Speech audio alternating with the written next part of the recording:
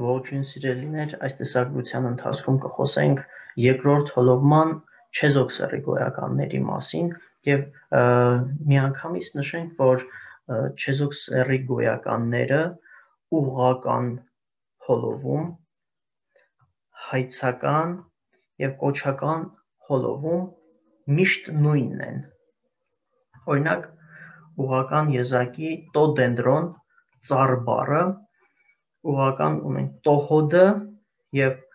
բառի օն վերջավորությունը,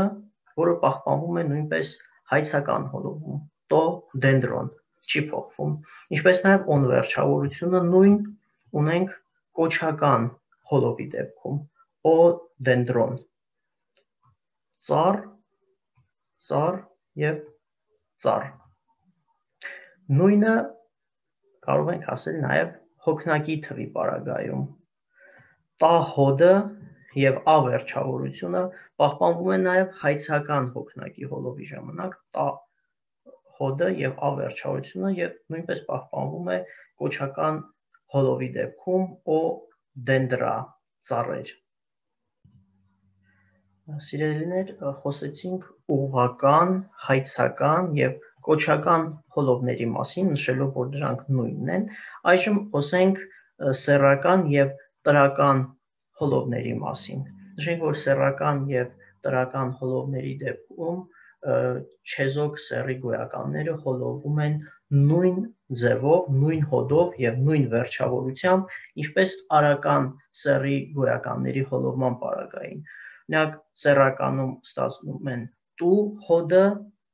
և ու վերջավորությունը տու դենդրու ծառի։ Տրականում տո դենդրո ծառին։ Նույնպես նաև հոգնակի թվի պարագային տոն դենդրոն ծառերի և տոյս դենդրոյս ծառերին։ Տվյալ աղյուսակում ներկայացված են նոր կտակարանի առավել հաճախ գործածվող չեզոք սեռի գոյականները։ Նշենք, որ այս աղյուսակում ներկայացված բոլոր բառերը տո արգյուրիոն, արծաթ, տո բիբլիոն, գիրք, տո դայմոնիոն, չար ոգի և այլն, բոլորը հոլովում են վերը նշված օրինակի ձևով։ Բոլոր այս բառերը։ Շնորհակալություն դիտելու համար, ցտեսություն։